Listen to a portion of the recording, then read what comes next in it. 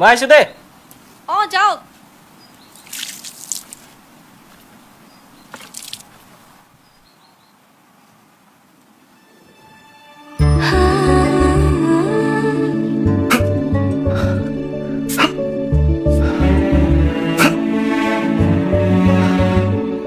তুমি ইয়াতে যে টিফিনটো এৰি থৈ আহিছিলে, তাকে দিব আহিছিলোঁ। অলপ বজাৰো আছিল, ভাবিলোঁ মই কৰি লৈ যাওঁ। তুমি ইমান কিয় কষ্ট কৰিব লাগে? মোক ক'লে মই লৈ গ'লো হয়। একো নাই, মই পাৰিম। পইচা লৈ যোৱা। নালাগে, মোৰ ওচৰত আছে।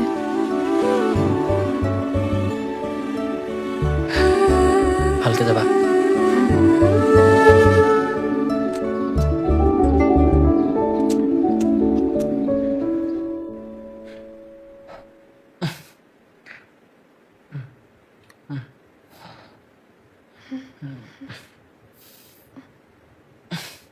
শুনকচোন, আপুনি ওপৰতে সখীয়া হওক।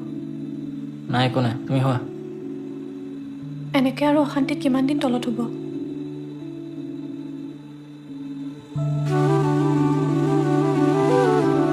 তুমি মোক আপুনি বুলি নকয়, তুমি বুলিও ক'ব পাৰা।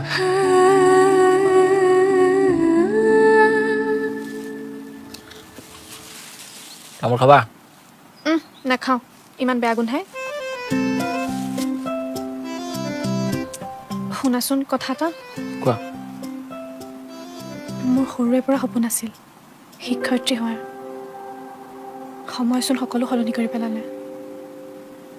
এতিয়া চব শেষ, কলেজৰ পৰা উলিয়াই দিলে। এইখন কলেজত এডমিশ্যন নিদিলে কি হ'ল? আমি বেলেগ এখন কলেজলৈ যাব পাৰিম। তোমালোকক ইয়াত এডমিশ্যন দিয়া নহ'ব। তোমালোকক ইয়াত এডমিশ্যন দিলে কলেজখনৰো বদনাম হ'ব আৰু লগতে আমাক সমাজেও দুখিব। গতিকে তোমালোকক ইয়াত এডমিশ্যন দিব নোৱাৰোঁ। অৰে মানে ভাল লাগে খাই।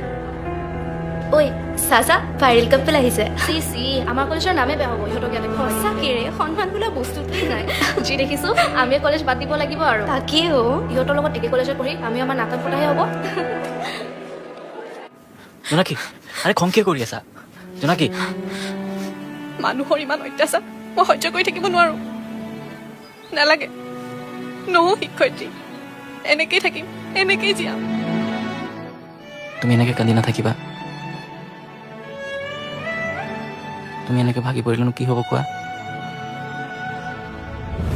সৰুৰে পৰা দেউতাই মাৰ ওপৰত চলোৱা অত্যাচাৰবোৰ দেখি আহিছোঁ।